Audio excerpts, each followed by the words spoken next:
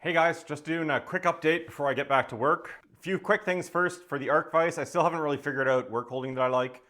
Um, I've still got that bogey system installed. I'm still playing with it, and it's cool. The ergonomics are pretty good, but it's kind of a pain in the butt to install things in, which I sort of noticed last time. So I'm still working away at that. I'm still working away at a way of attaching it to the table, but I've decided that that's kind of lower priority since at the end of the day you can kind of just screw it down. I also went to visit a friend in town. He's a machinist. I showed him the Arcvise and he seemed to really like it. I don't think it's necessarily for machining work per se. Like I think it's there's definitely like electronics work that can be done with it, and maybe some deburring stuff. Like if you have a high-speed rotary tool, it might be nice. But other detailed work, I think there's certainly some applications for it. So I kept kind of grilling him about like, would you buy this? Would you be interested in this if I were to offer it for sale? And he sort of like challenged me and he said, "How much did it cost you to make this thing?" And I was like, I don't know. I actually don't know. Like the amount of time, it took a tremendous amount of time, but let's say for materials it was like $400. And then he asked me, okay, so how much would it cost you to make 10 of them in material? And that would be like, it's a ton of time, but that would, $600 say. When you go from that quantity 1 to quantity 10 jump, you get a lot of the discount up front like that. So he went on to say, look, if you're not sure if people are going to like it, why don't you just make 10 and see if you can sell 10 of them? So I think I'm going to do that. I'm going to call them the Founders Edition.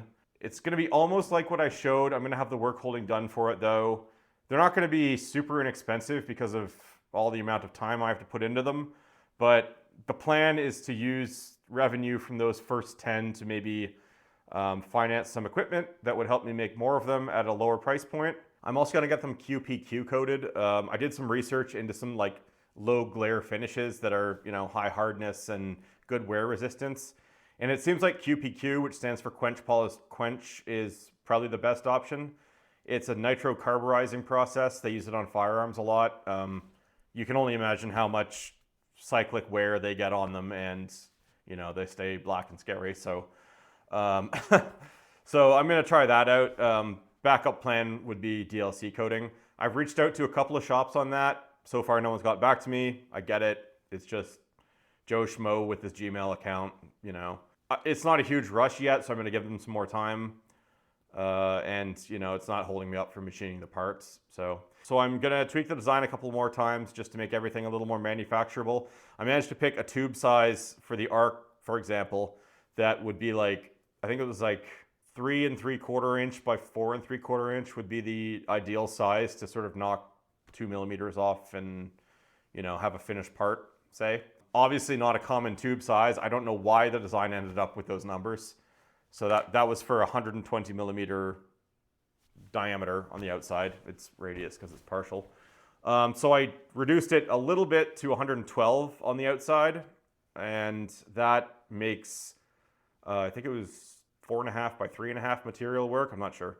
Anyways, it's just way more common, so I think it'll bring the price down a bit on the material at least, and like mercifully remove a little bit of all of the effort for machining that much material, because that took forever. The Arc retainer, I found a way of turning it. It's kind of like a turned profile already, and then I tweaked the profile even more to be a fully turned profile. So I think I can turn a piece of bronze, at least for the Founders Edition, it'll be 954 bronze, and cut it into 6 of them. So that gives 2 sets of those as 12, 1 as a sacrifice to the machinist gods, and maybe 1 for me. So yeah, that's promising. And that size turned out to be convenient as well. I think it was 4 inches by 3 inches, if I'm not mistaken. Other stuff around the shop, I am tentatively poking around at a CNC retrofit for the Rivett lathe. If I had a nickel for every time I was poking around at a CNC retrofit. But the problem is the compound nut is getting pretty worn out and it's moving in its housing again. I had shimmed it last time I put it together and it looks like it walked the shim out, so that's not ideal.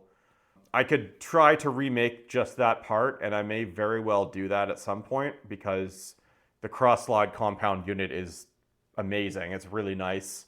So I want to still use it sometimes, but just thinking about like the low power, lots and lots and lots of light cuts, automation is pretty well suited to that. So I'm going to look at doing a CNC retrofit. So this is the kind of CNC second operations add-on. Got most of the mechanical stuff done.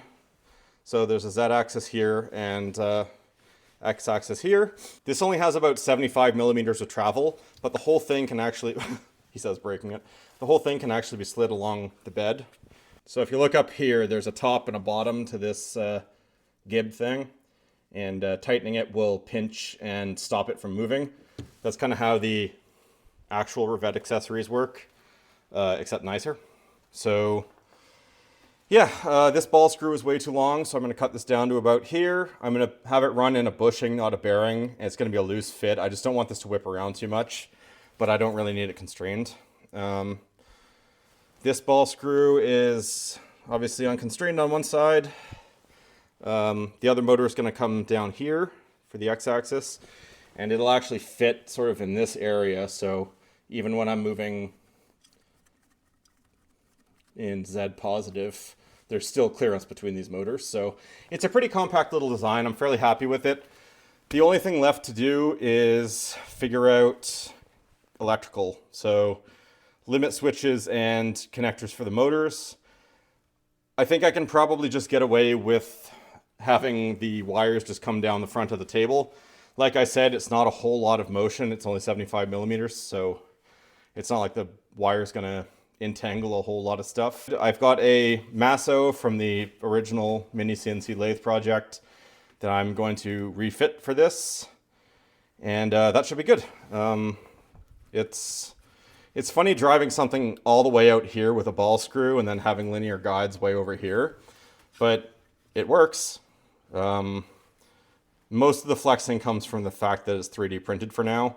Once I'm happy with this, once I'm happy with the connectors and all that, and the design's all done, I'll start machining stuff.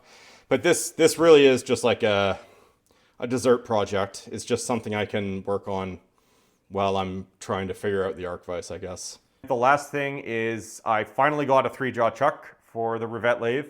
When I first bought the Rivett, it came with 6 R collets, which I'm never ever going to find again. So it has an almost full set, which I'm pretty psyched about. And it has a collet closer for that, like a lever collet closer, which is a pretty cool piece of equipment, and I certainly made good use of it. The only thing with that is it only goes up to 1 inch, which is, you know, it does cover a lot of my work, but then 2.5 inch stuff for the Arcvise, for example, or facing off a disc or whatever, I needed a chuck. So I got a 4-jaw chuck, reasoning that the 4-jaw could do everything a 3-jaw could do and a little bit better. I've worked with the 4-jaw for 2 years now, and I think it's time. I will say I got a lot better at dialing stuff in. I would almost recommend doing a period of only 4-jaw just to like get used to truing stuff up, because it was actually very helpful.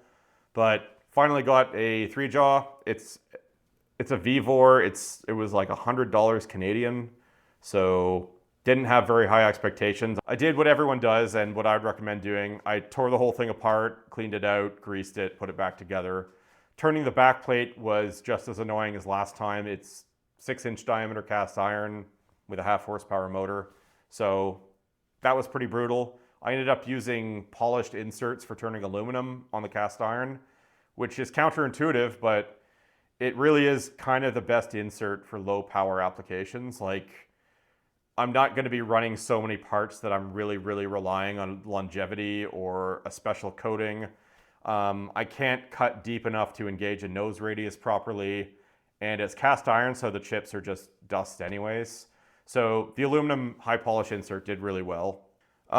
Anyways, I recorded the whole process of taking apart the chuck and cleaning it and putting it back together, so stick around for that if you want to see how I went about it, / what's inside a Vevor 160 millimeter chuck, I think it is.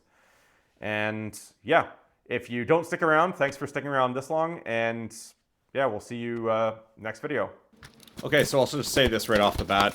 It's a pretty inexpensive chuck. It's from Vevor or Vevor, or whatever it's called. It came with the 2 sets of jaws. The larger diameter jaws and the smaller ones were installed, and it came with a chuck key, which mercifully also fits my 4-jaw chuck. So the truck came fairly well packed. It was absolutely covered in this rust preventative stuff, so obviously there's no rust on it.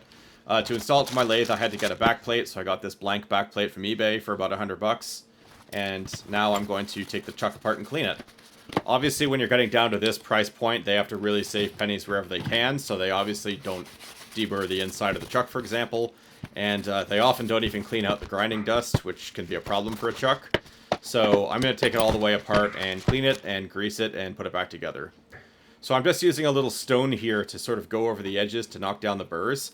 I'd originally tried a file off camera, but the burrs are actually so hard the file wasn't really cutting into them. It was just kind of snagging. So the stone actually worked a lot better in this case.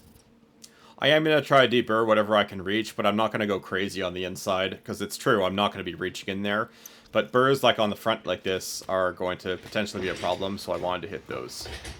3 flathead screws are holding the back plate in place, so I'm going to unscrew those so I can access the scroll. The flatheads are actually kind of nice in this situation because they're so easy to clean out, so if I ever have to take this apart again, it'll be nice and easy. The back plate itself is injection molded plastic. It doesn't feel like it's got any glass in it, so I think it's literally just there for grease retention. Speaking of grease, I don't see any grease in here. I do see some grinding dust, so I'm going to start by taking the pinions out. The pinions are held in place by this pin that sort of rides alongside them tangentially, and it fits in a groove, and that'll stop the pinion from flying out when the truck spins. The pinions themselves look fine. They're super hard. The teeth look a little bit rough, but I'm not too worried about that. It's a truck after all. One weird thing about this truck is I found this one pin looked like it was sort of ground down, so I'm going to measure the hole and see if the hole isn't deep enough, and maybe someone tried to fix it by grinding the pin down. That one short pin was actually the only issue I found while I was taking this truck apart. I'm not normally one who excels at cleaning things or restoring things, but for this I really did put in the effort to try to get all the grinding dust out that I could. You can imagine leaving a small amount of grinding dust in between 2 of the teeth would just eventually spread back out through the truck, and I didn't want to have to take this truck apart again. I did try to gently push the scroll out originally, but I ended up having to grab a really soft piece of aluminum angle and sort of bop it out. The aluminum was 6063 and extremely soft, and the scroll itself was hardened steel, so as you can imagine the aluminum did worsen the interaction. It looks like a lot of this truck was just machined and then heat treated and then not cleaned up afterwards, so they did go on to grind the surface of the scroll, for example, on the top, but they didn't grind the flanks at all, which admittedly would be difficult. I'm a little bit worried that inaccuracy in the flanks of the scroll is going to lead to inaccuracy in the truck jaw positions, but I'm hoping they kind of wear in as I use them more. The main truck body had a fair amount of grinding dust in the corners, so I tried my best to clean that out. I also did try to use a traditional deburring tool to knock off some of the burrs on the holes. I don't know how successful I was because they felt pretty hard.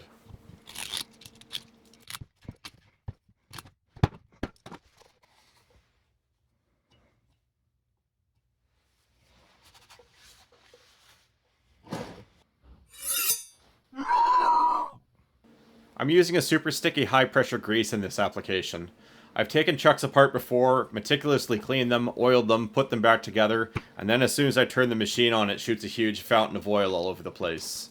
This sticky grease will stay put inside the truck fairly well, except for the odd glob getting thrown off when I first start it up. For each pinion I'm going to make sure there's grease on the journal in the front and the groove in the back, so when I rotate it, it doesn't generate more wear particles.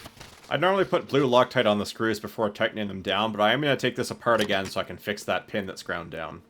I'll also be sure to only get Loctite on the threads and not dripping into the pinion grooves.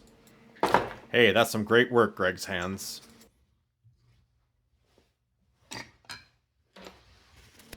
I did apply a small amount of blue Loctite to these 3 screws since I'm not planning on going in here again anytime soon. It is important for blue Loctite to make sure you've got a plastic safe one or else it can cause cracking.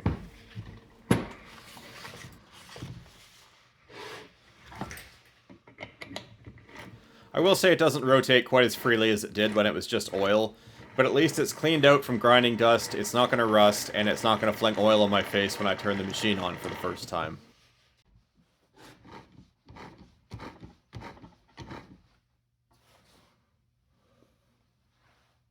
As I mentioned before, I've got to turn the front of this half-finished L00 backplate to fit the truck to the machine.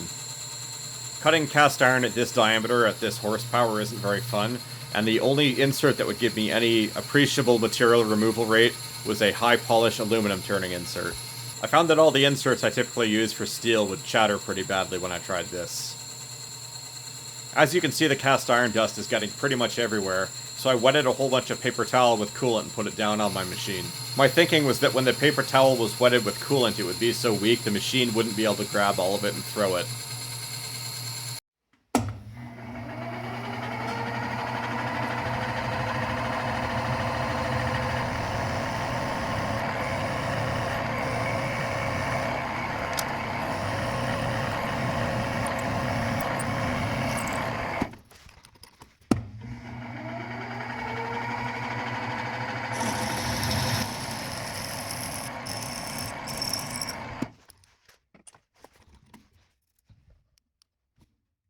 The chuck actually came with 3 high-strength M8 screws.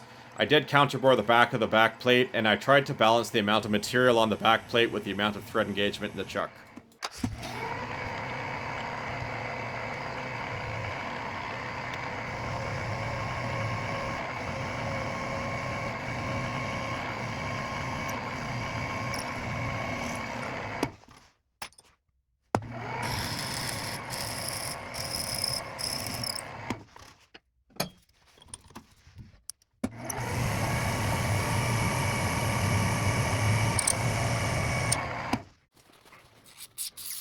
I put a generous amount of fluid film between the chuck and the backplate to avoid crevice corrosion, since it probably won't be seeing the light of day again.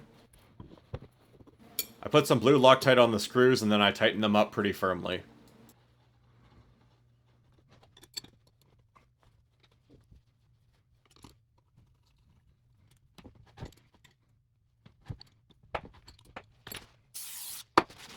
I made sure to coat all the exposed cast iron with some fluid film since my garage isn't air conditioned and I don't want anything to rust.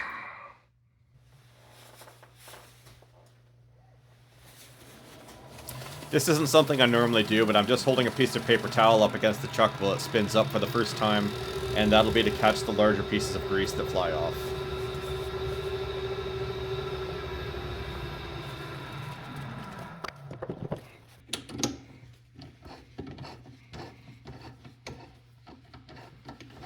I'm putting a piece of 16mm ground steel in the chuck, and I'm just going to check it with an indicator to see what the runout is.